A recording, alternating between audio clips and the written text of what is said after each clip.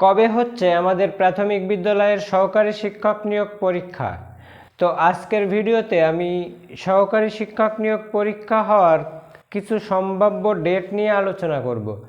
তো আমার অনেক ভিউয়ার্স ইতোপূর্বে আমাকে বিভিন্ন ভিডিওতে কমেন্ট করেছেন এবং তারা জানতে চেয়েছেন যে আসলে কবে নাগাদ অনুষ্ঠিত হতে পারে এই সহকারী শিক্ষক নিয়োগ পরীক্ষাটি। আমার এক ভিউয়ার উৎফল দত্ত উনি আমাকে কমেন্ট করে জানিয়েছেন যে স্যার কবে হবে প্রাথমিক বিদ্যালয়ে সহকারী শিক্ষক নিয়োগ পরীক্ষা, ধৈর্য তো আর মানছে না। আসলে এটা শুধু উৎফল দত্তের কথা নয়, এই মুহূর্তে প্রত্যেকটা পরীক্ষার্থীর মনের অবস্থিতিই কিন্তু উৎফল দত্তের মতো, যে আসলে কবে হবে পরীক্ষাটা। তো বিশেষ করে যারা ইতোমধ্যেই প্রিপারেশন সম্পন্ন করে বসে আছেন তাদের কিন্তু প্রস্তুতিটা আবার ঢিলা হয়ে যাচ্ছে।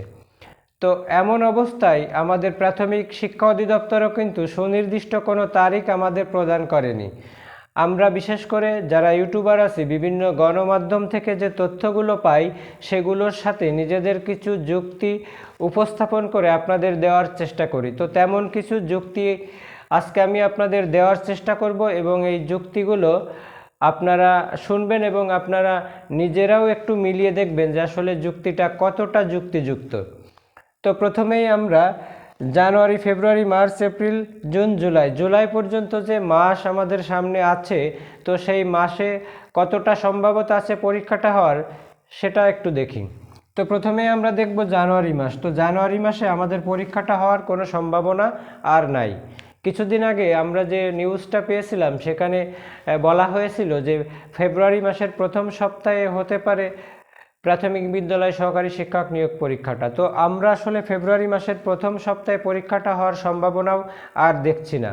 যদিও ফেব্রুয়ারি মাসে পরীক্ষাটা অনুষ্ঠিত হয় তবে দ্বিতীয় সপ্তাহে বা তৃতীয় সপ্তাহে পরীক্ষাটা অনুষ্ঠিত হতে পারে।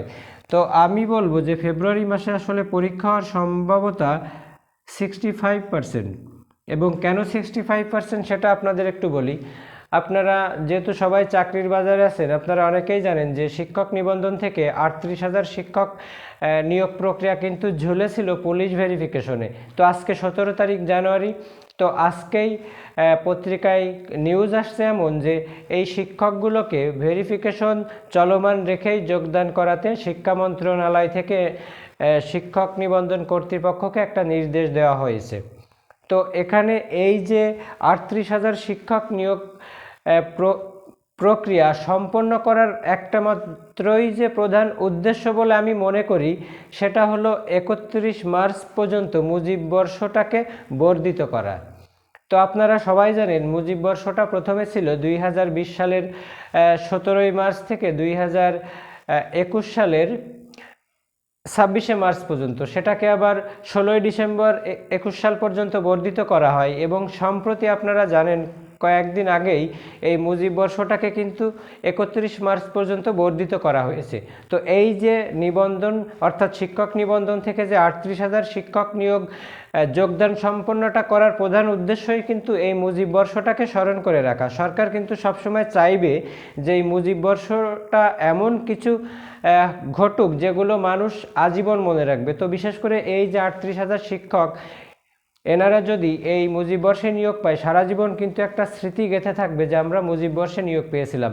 তো সরকার যদি চায় যে প্রাথমিক বিদ্যালয়ের এই 32,577 জন শিক্ষককেও এই মুজিব বর্ষেই নিয়োগ প্রদান করবেন, তো সেটাও কিন্তু সম্ভব যদি ফেব্রুয়ারি মাসের দ্বিতীয় সপ্তাহ থেকে মার্চ মাসের দ্বিতীয় সপ্তাহ পর্যন্ত 4টা ধাপের পরীক্ষা অনুষ্ঠিত হয়ে যায়। তো এখানে যেহেতু লিখিত বলতে এমসিকিউ পরীক্ষা এবং তারপরে সরাসরি ভাইবা, তো সরকার চাইলে এই মার্চ মাসের 31 তারিখেও কিন্তু যোগদান করানো অসম্ভব কোনো কথা না। তো যদি সরকার চায় তাহলে কিন্তু ফেব্রুয়ারির এবং মার্চ এই 2 মাসেই পরীক্ষাটা ক্যাপচার করে 31 তারিখে কিন্তু রেজাল্ট প্রদান করতে পারে। এখন কথা হলো যে মার্চ মাসে যদি পরীক্ষা হওয়ার সম্ভাবনা আমরা জাস্টিফাই করি তো অবশ্যই আমাদের মার্চ মাসেও কিন্তু 70% পরীক্ষা হওয়ার সম্ভাবনা থাকে। এখন আমরা এই 65% সম্ভাবনা দেখলাম মুজিব বর্ষ 31 তারিখ পর্যন্ত বর্ধিত করার জন্য। এখন আমরা মার্চ মাসে এই 70% সম্ভাবনা দেখব যে এই যে এপ্রিল মে, এই এপ্রিল মে কিন্তু পবিত্র মাহে রমজান। তো এই রমজান মাসে আপনারা জানেন সব সরকারি অফিসগুলো কিন্তু অর্ধেক সময় কমিয়ে আনা হয়। তো এমন একটা অবস্থায় কিন্তু প্রাথমিক বিদ্যালয়ের সহকারী শিক্ষক নিয়োগ পরীক্ষাটা অনুষ্ঠিত হওয়াও কিন্তু অসম্ভব হয়ে পড়বে।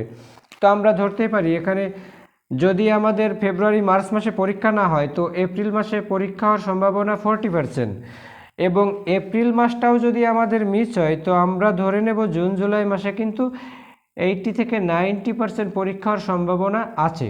তো আমরা যদি মনে করি যে ফেব্রুয়ারি মাসের মাঝামাঝি সপ্তাহে আমাদের পরীক্ষাটা হবে, তো আমাদের হাতে কিন্তু সময় 1 মাস। তো এখানে একটা কথা বলি যে একটা কথা আছে, প্রবাদ আছে যে সবুরে মেওয়া ফলে, অর্থাৎ কষ্টের ফল কিন্তু সুমিষ্ট হয়। আরও একটা কথা আছে যে রাত যত গভীর হয় প্রভাত কিন্তু তত নিকটে আসে। তো পরীক্ষাটা দেরিতে হলেও যদি আমরা তার ফলটা ভালো পাই, তাহলে আমাদের কিছুদিন অপেক্ষা করা ছাড়া আর কি করা আছে। তো এখানে দেখেন প্রাথমিক শিক্ষা অধিদপ্তরও কিন্তু শিক্ষক নিয়োগ দ্রুত সম্পন্ন করতে চায়। কেন করতে চায়? কারণ তাদের শিক্ষক ঘাটতি আছে এবং তাদের শিক্ষা ব্যবস্থায় কিন্তু এই করোনার জন্য প্রায় ধসে নেমে এসেছে। তো এমন একটা অবস্থায় প্রাথমিক অধিদপ্তর চাইলেও আবার পরীক্ষা নিতে পারে না, কারণ প্রাথমিক অধিদপ্তর কিন্তু প্রাথমিক এবং গণশিক্ষা মন্ত্রণালয়ের অধীন। তো সেখানে মন্ত্রণালয় থেকে যদি কোনো সবুজ সংকেত না পায়, পরীক্ষাটা কিভাবে তারা নিবে? এবং এই যে শিক্ষা মন্ত্রণালয়, সেটাও যদি সরকারের কাছ থেকে কোনো সবুজ সংকেত না পায়, তাদেরও কিন্তু কিছু করার নয়। তো যদি সরকার চায় যে মুজিব বর্ষটাকে স্মরণীয় করে রাখবে, এই হাই স্কুলের 38,000 শিক্ষক এবং এই প্রাথমিক বিদ্যালয়ের প্রায় 32,000 শিক্ষক, তো সর্বসাকুল্যে কিন্তু 31 মার্চ তারিখের মধ্যেই কিন্তু নিয়োগটা কমপ্লিট করতে পারে মুজিব বর্ষটাকে স্মরণীয় করে রাখার জন্য।